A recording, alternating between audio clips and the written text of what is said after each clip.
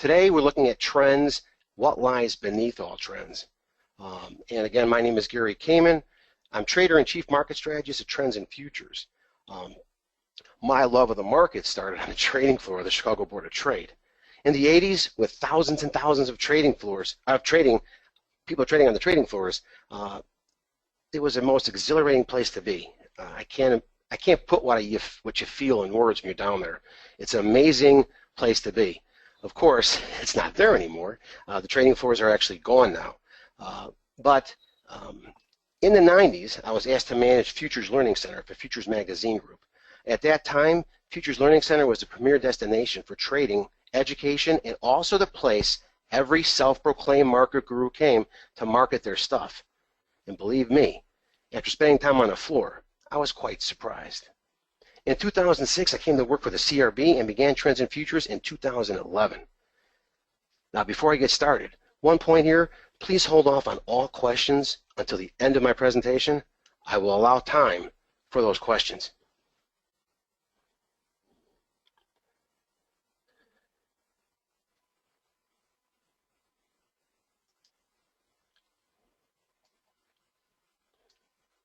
So, to start, what lies beneath all trends? Well, first, after years and years of trading, I finally realized there's only 3 W's for me to successful trading. 3 W's that I need to answer.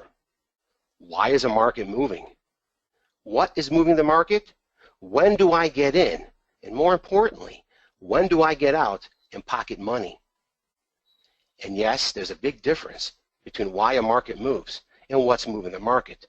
Now, I am covering futures and we do cover Forex. Today, I know many of you trade stocks and stock options, but what I show you today, some of the things I show you, you could apply to stock trading, namely my trading strategy. But what we're focusing on today is what moves the markets. Before that, what is a trend? Dictionary definition. A market trend is a tendency of a financial or commodity market to move in a particular direction over time.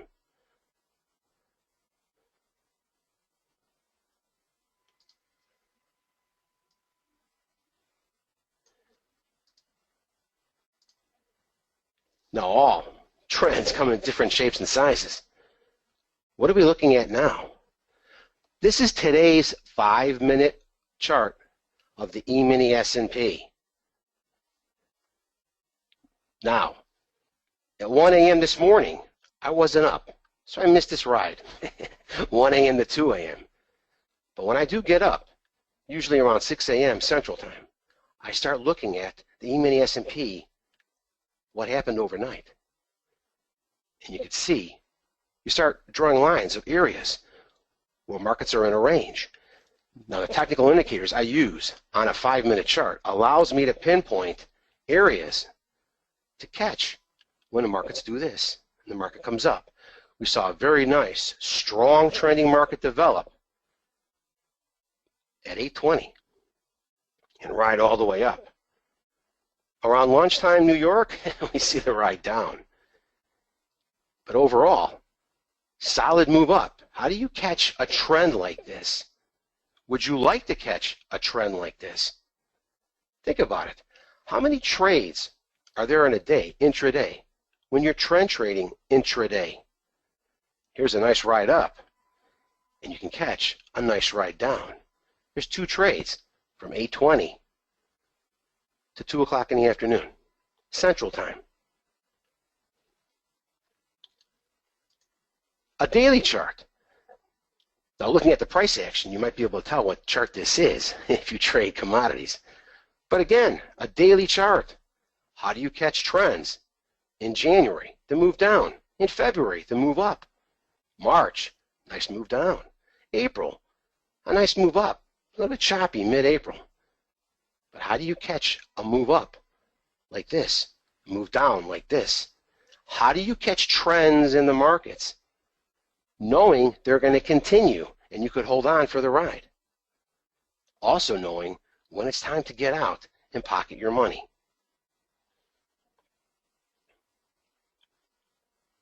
On a weekly chart, another market, a 1-year trend up, and you can see areas you would have got in, and using a daily chart, areas you probably would have pocketed money and got out and waited to get back in. This is what I do at Trends and Futures to guide people getting in and getting out, knowing when to take money and knowing when to get back in. And look at the move down. Something is causing this, and something is causing this. And we're going to cover that. That's the what.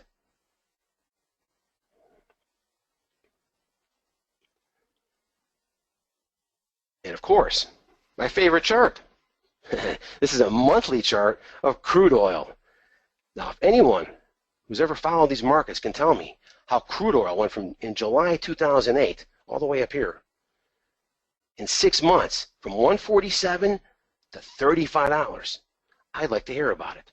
I've asked this question to thousands of traders, and I have yet to get an answer other than possibly maybe the world stopped using crude oil. That wasn't the case.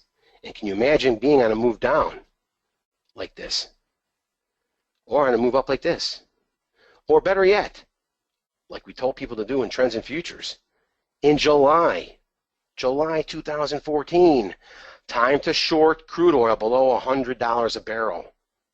Nice ride down. Now I day trade crude oil. I also day trade gold. I day trade crude oil, gold, soybeans. Yes, I do day trade a grain. And I day trade the E-mini S&P. Those are the only markets I look at for day trading. However, I've been known to hold on to positions in crude. I'll day trade crude throughout this move down. But in my position trading account, I'm holding on for the ride. And I do trade other markets, softs, other metals, the meat market, the grain markets. I'm positioning trading those markets. I'm not day trading those markets, except for beans and grains. So this is a crude oil monthly chart showing trends. You saw a weekly chart showing trends and a daily chart showing trends. Also an intraday chart showing how to get in and get out, catching the trend for the day, intraday.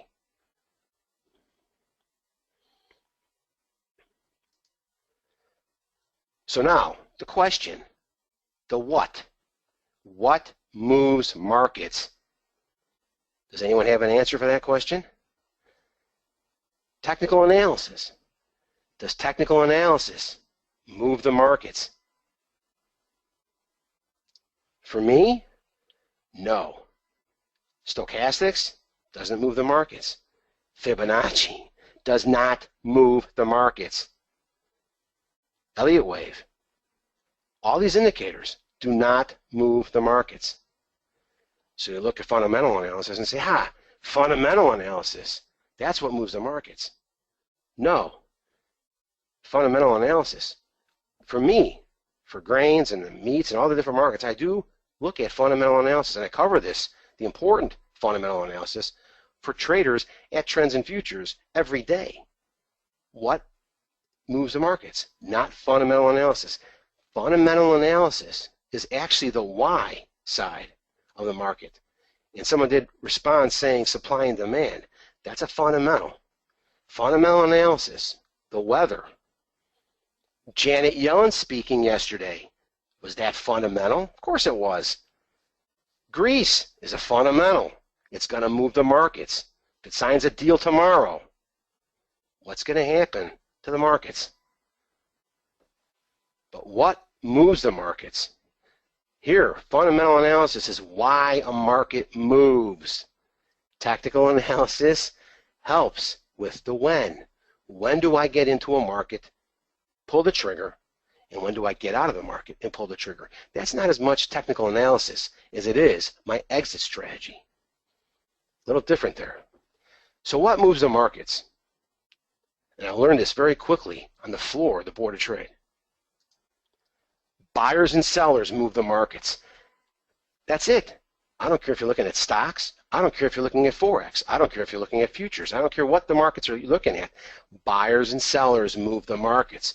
When I'm standing on the floor of the board of trade watching some of these pits, and I see the bonds rally, T-bonds, and the market is shooting straight up, and everyone's yelling, buy, buy, buy.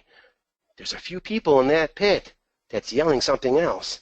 Sell, sell, sell. Who's selling in an uptrending market? And if they're selling, are they losing money?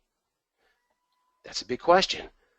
Also, if open interest is not going up, then I see what's taking place. However, open interest in many of these cases is going up, which means the sellers are entering new shorts.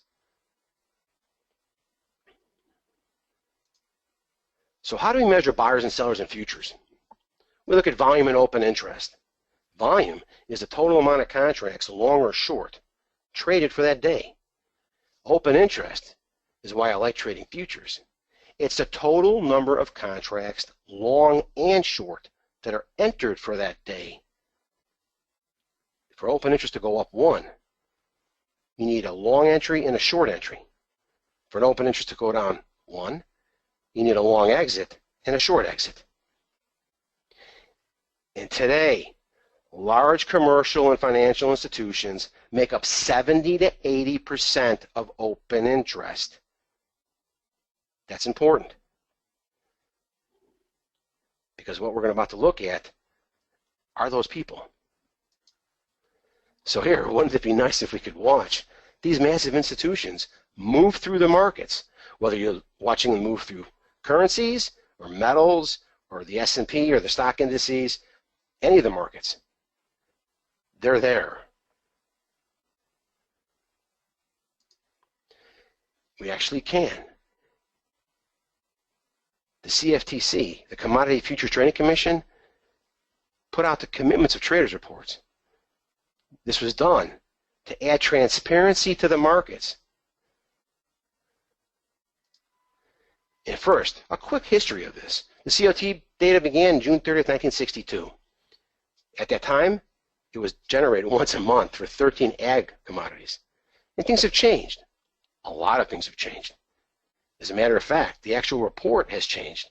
In 2009, a new report came out for commodities called the Disaggregated COT Report. And in 2010, a new report came out for traders and financial futures. It took them a while to get that one right. The old report was the Legacy COT report, which back then was just called the COT. Commercials, the one category, were not held to position limits. These are your producers and your merchants and everyone that was involved in the commodity. You also had non-commercials, the large speculators. They were held to position limits. And then non-reportables, small speculators. They didn't have to report positions. The new report in 2009, the Disaggregated COT,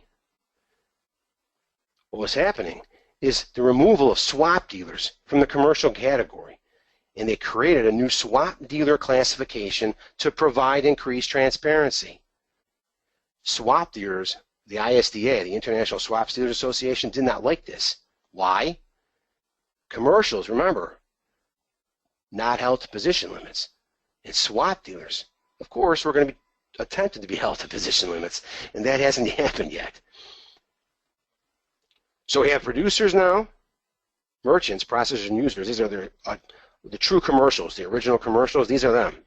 You've got swap dealers, you've got money managers, and other reportables. Other reportables just don't fit in these other categories, but they have to report their positions. And then about a year later, they came out with traders and financial futures. And this was done, again, currencies, interest rates, stock indices. And the CFTC divided these groups into a sell side and a buy side. This is important. Dealer intermediaries, defined by the CFTC. What are they? They're the sell side of the market. What does that mean? Yes, they're selling as the market's going up. Without that information, without those people selling, markets can't go up. There's got to be buyers and sellers in futures. And that's what happens. You got dealer intermediaries selling, asset managers are buying, leverage funds are buying, and other reportables are buying. And why is this important? To look at one group, dealer intermediaries and swap dealers, just to look at that one group that really weren't around before 1999. We have correlations to the legacy report. Disaggregated report, producers plus swap dealers equal commercials from the old report. Managed money and other reportables equals non-commercials. So if you add those numbers up on this report, you get the legacy report. However, there's absolutely no correlation to the legacy report in traders and financial futures.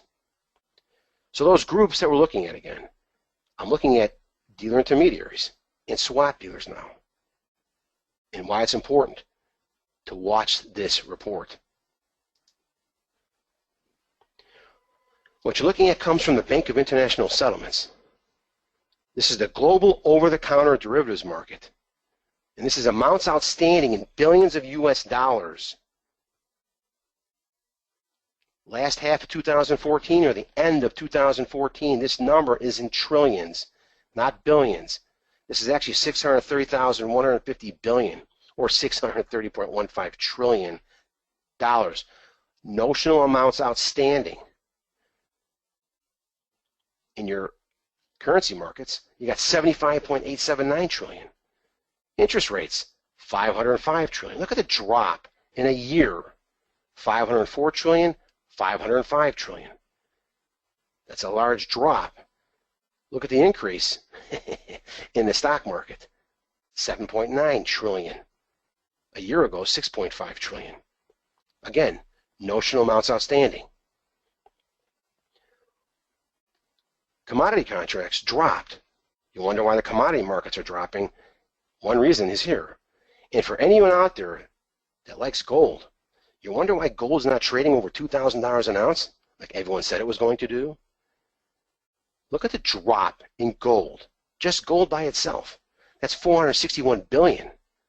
That drop, 161 billion. That's in 2 years. Now we're looking at 300 billion. Someone has lost interest in gold.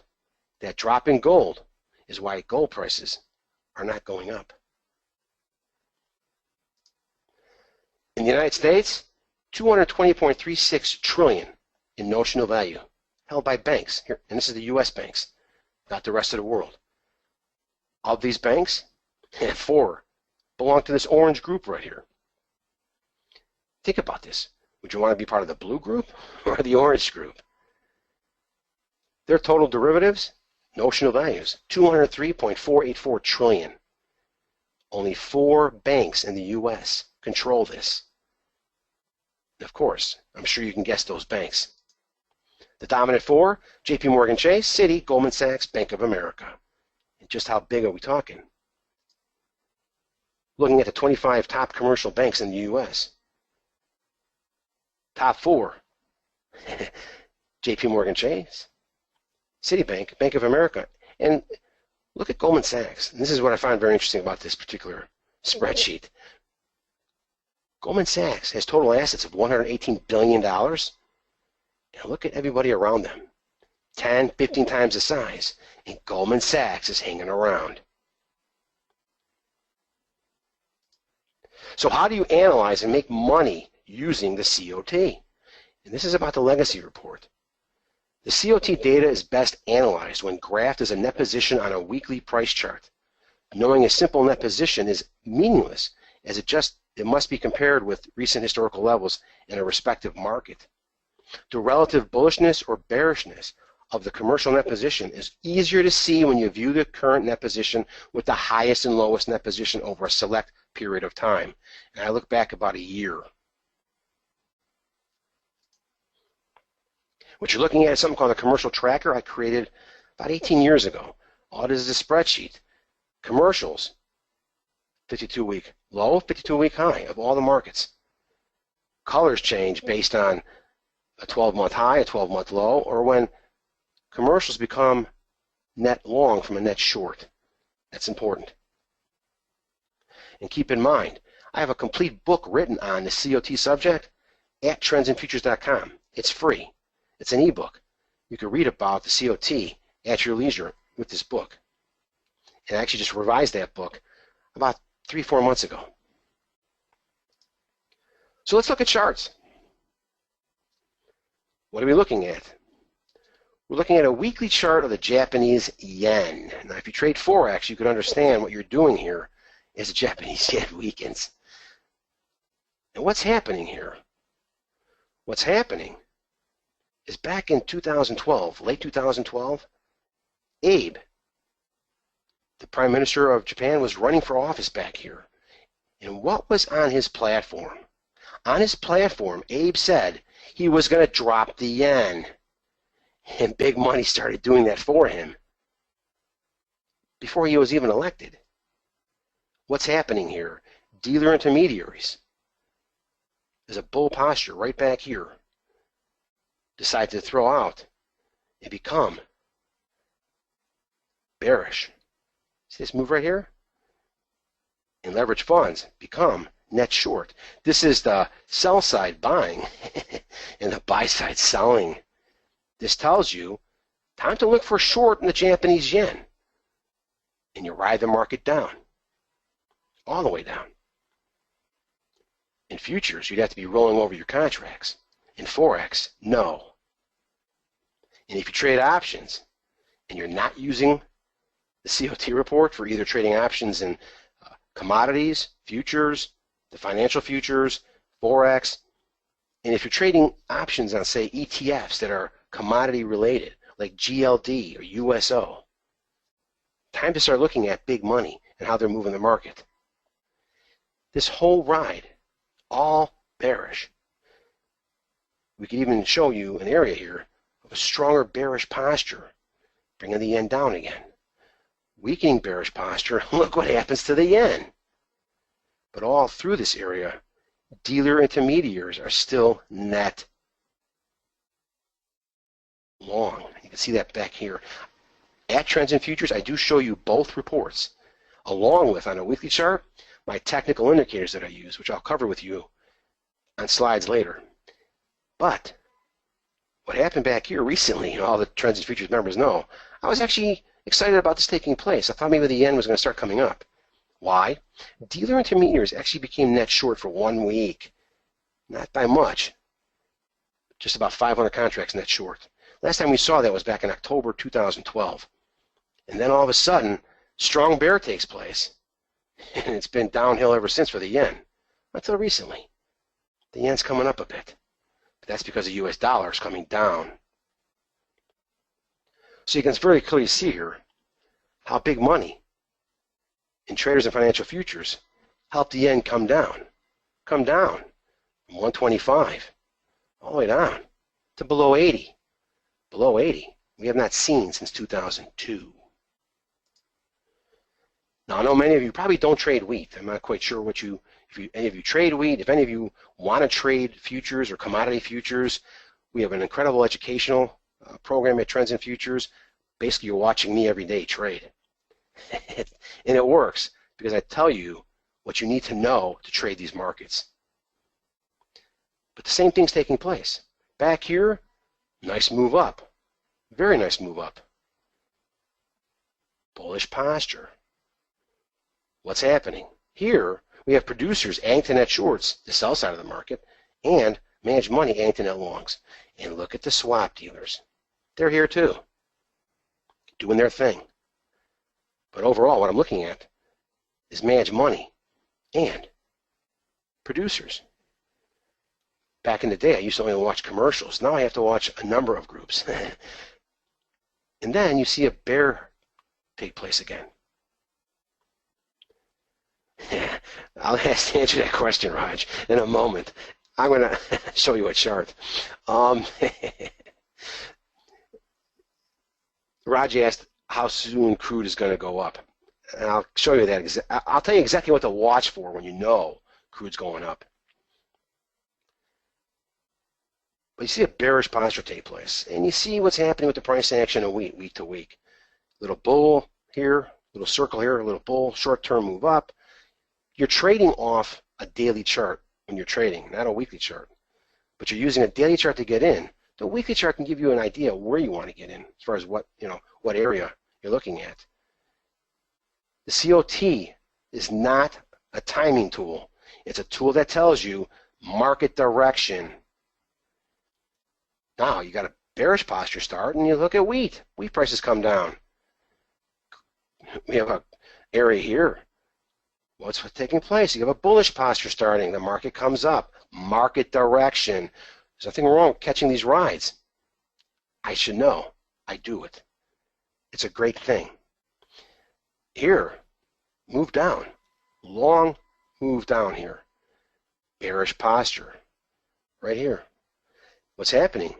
Producers are liquidating net shorts. Managed money is liquidating net longs, becoming net short.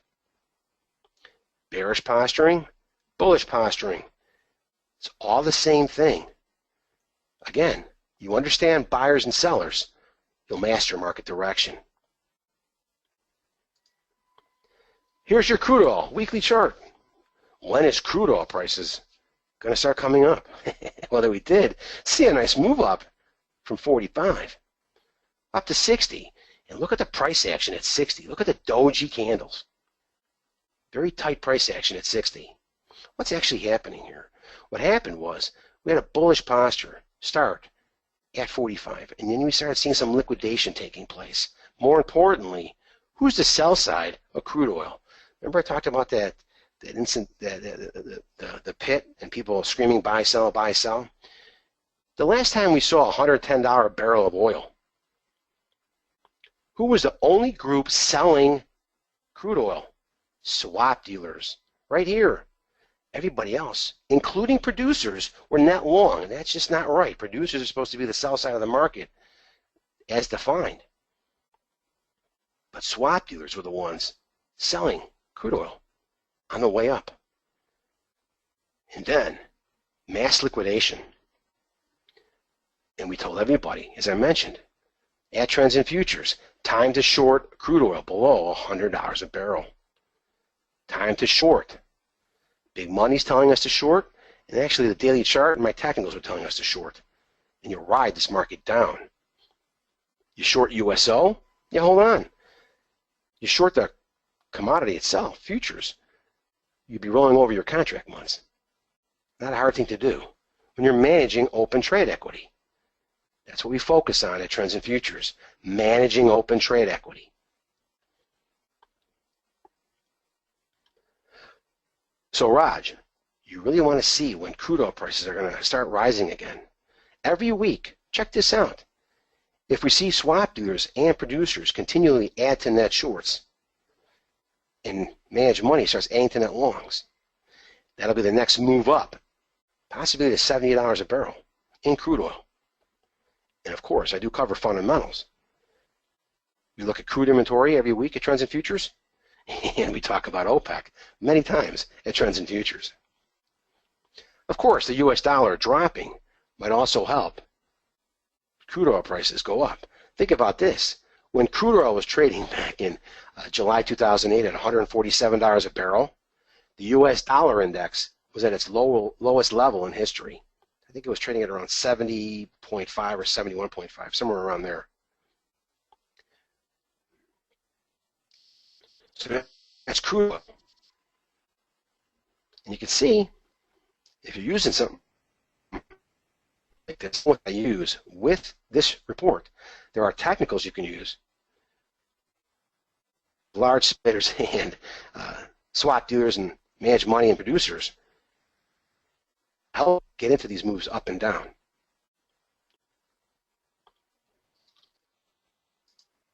Gold. How many of you trade gold? How many of you trade GLD or any of the other ETFs for gold? I just did a special report on gold for Trends and Futures members do often on other markets.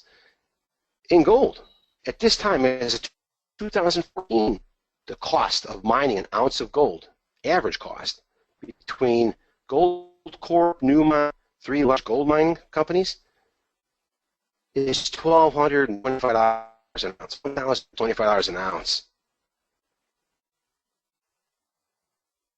So what does that mean? Well, I do know back in July 2013, gold was playing 1,200. And those gold, I think it was Goldcorp and Newmont that came out and said, we're not mining gold when prices are below $1,200 an ounce. And gold prices came up. They actually said they were going to shut their mines down.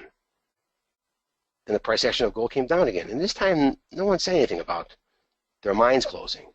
But I told members of Trends and Futures on the bounce off of $1,200, good chance we see a retest of 1,400. We didn't make it there, but we got close. What was happening? Bullish movement. Like crude oil, swap dealers are hedging. They're not speculating in gold. And they do this in all of the metals, precious metals, not copper. But in precious metals, silver, palladium, and platinum, swap dealers are hedgers, not speculators. But you can see here how they add to the price action of gold or any market. They're selling, along with producers here. It's a bullish posture. Price action comes up from 1250 to 1350. We see some liquidation here. Price action comes down. Again, this is not a timing tool. This is giving you complete views of how the market's going to move. It's really a way for mastering market direction on a weekly chart. You have, at this time back here, bullish posturing at the beginning of the year. Price action comes up just below 1,200 to 1,300. Price action comes down on what? Bearish movement by big money. And now, over the past few weeks, we have seen some basically bear moves. But today, we have a spike in gold. What does that mean? Absolutely nothing to me. The spike in gold today is still trading within a range. The market's trading just above 12 now. We'll see if the move lasts tomorrow. And you can see here, with gold prices below 1,200, what are these gold mines thinking?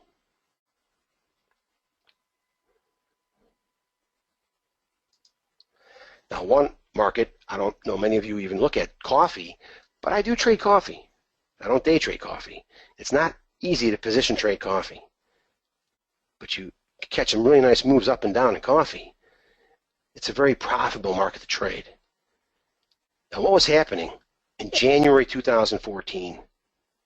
What was happening here is there was a drought in Brazil. And you know, us traders who trade commodities, we always talk about floods and droughts, but there was a drought, and that drought, the drought concerns actually started coming out in December 2013. But what was happening for this to take place? Yes, there was a drought in Brazil. But without this taking place, this green circle here and this big green circle here, drought or no drought, this would not be happening. Trade options, time to go long, or find an area to buy a call in coffee. It's going to get there with this extreme bullish posture by big money.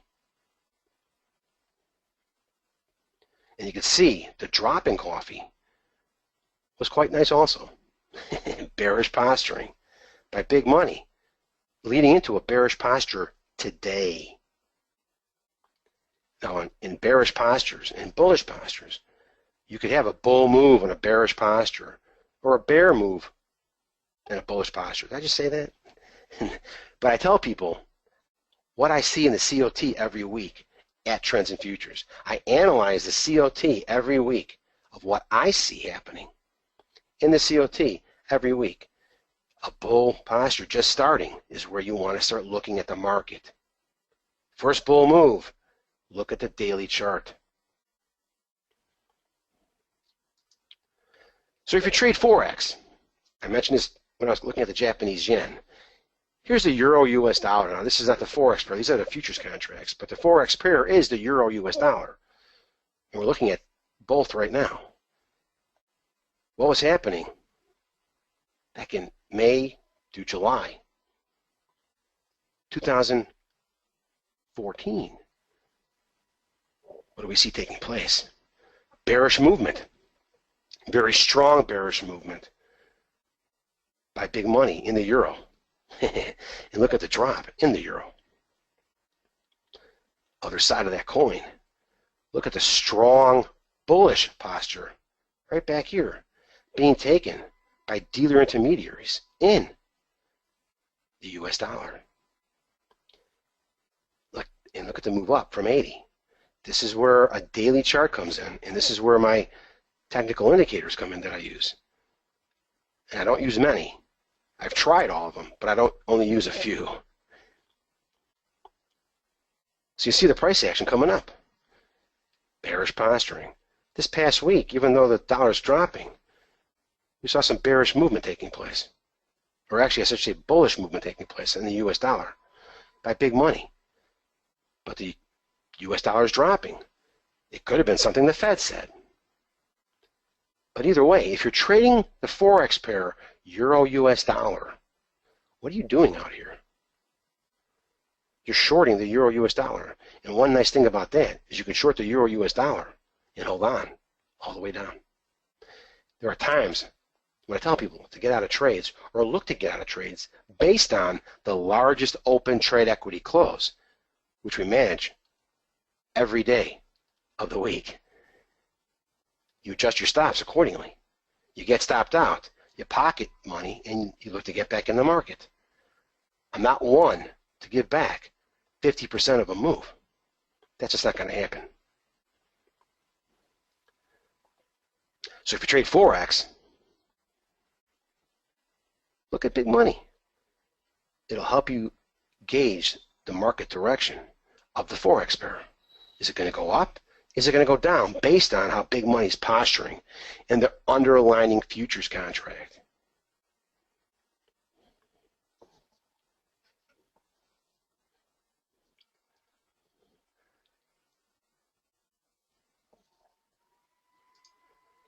So we're going to switch to some very important things I want to cover right now.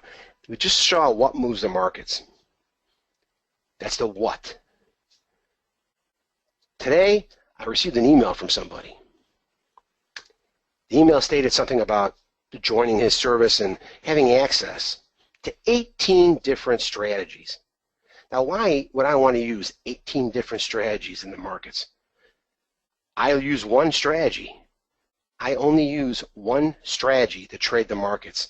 Why? It works. It works in all markets and all market conditions. It helps me gauge market direction. It tells me when to get into a market, and it helps me get out of a market. One strategy. How do I look at a service with 18 different strategies? Either they're trying to sell me something, or they're trying to keep me confused. That's something I don't agree with. When you're on the floor, the board of trade, trading in the pit, you're not using 18 strategies. I can guarantee you that. For me, market conditions are quite simple. There's only 8 that I know of. If you could think of any more, please email me other market conditions. I'd love to hear what market conditions you're looking at as opposed to these market conditions. What I'm looking at, weak trend weakening, price actions in a range. Weak trend strengthening, price actions in a range. Strong uptrend starting, price action is rising. Strong uptrend strengthening, rising. Strong uptrend weakening, dropping, choppy price action. Strong downtrend strengthening, dropping, and a strong downtrend weakening. That's rising, price action is going to get choppy. So these are the market conditions I only focus on because I don't know of any others. So for me, a successful trading strategy must quickly tell you strength or weakness of trend if buyers or sellers are in control, and that has nothing to do with the COT. If a market is overbought or oversold, with the connection to strength of trend. Without that connection, overbought or oversold conditions are useless. And momentum of current price action.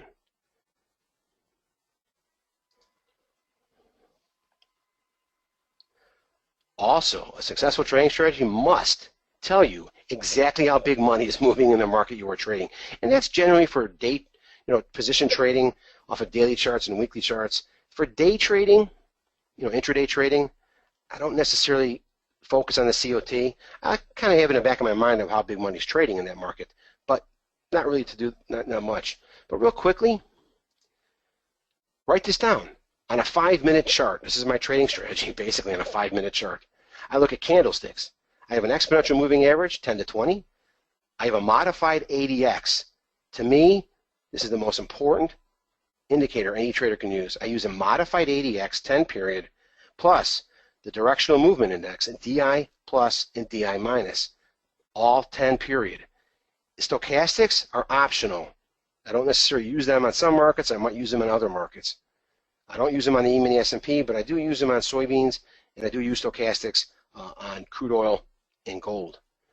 But it's optional for you. You could play with this area for 10-minute charts. You can look at it on stocks. Use this for stocks. I challenge any of you to use this on stocks and tell me this doesn't work. My daily chart that I look at is what people refer to as MTS, the MTS Trading Strategy. That stands for Momentous Trading Strategy, because you'll find it's very momentous when you trade. But the candlesticks, again, I look at candlesticks. I have an exponential moving average of 4, 8, 18. The ADX modified is 14-day. DI plus is 14. DI minus is 14. Stochastics, 14. And MACD is there as a secondary indicator, 12, 26, 9. A basic MACD. It's not a primary indicator. It's a secondary indicator. You put this on a daily chart, and you'll learn how to master market direction. You'll know strength of trend. You'll know between DI plus and DI minus if buyers and sellers are in control. And on a weekly chart, candlesticks, 10, 20 period exponential moving average. This is on a weekly chart. Modified ADX 10, DI plus 10, DI minus 10, stochastics 14, and the commitments of traders report, both. So successful trading is not easy, but it does not have to be complicated. A trading strategy that identifies trades with the highest probability of success for all market conditions. That's what I teach at Trends and Futures. I'm not going to show you 18 different strategies or 10 different strategies. One strategy, all market conditions, and proper trade management until exit, maximizing your winners, minimizing your losers. Proper trade management. That's what it's all about. So Trends and Futures, we have you covered. You get daily videos. Every day I do a video from me teaching you MTS. Also, I help you target the best trades in all market conditions. At Trends and Futures, the CRB Trend Trader gives you specific buy and sell recommendations, and I will highlight the ones with the highest probability of success. And you get to manage your trading account like a real pro using my practical recommendations and my guidance.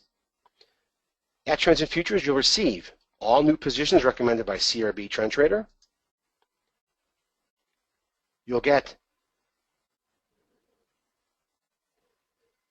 my trade alert video analysis. Emails are sent when these are available after those new positions are recommended. At Trends and Futures, I provide position updates with specific exit strategies on all the markets, and emails are sent when these are available. And yes, we offer a 30-day 100% free trial at Trends and Futures at that link below. You'll receive the Futures and Forex Strategizer. These are my tools that I use every day, and you'll get daily and weekly comments regarding MTS and the COT on the Futures and Forex Strategizer. These are tools, once you learn how to use, will save you hours and hours of time looking at charts. 1 hour live members only common sense trading webinars. I do that every week.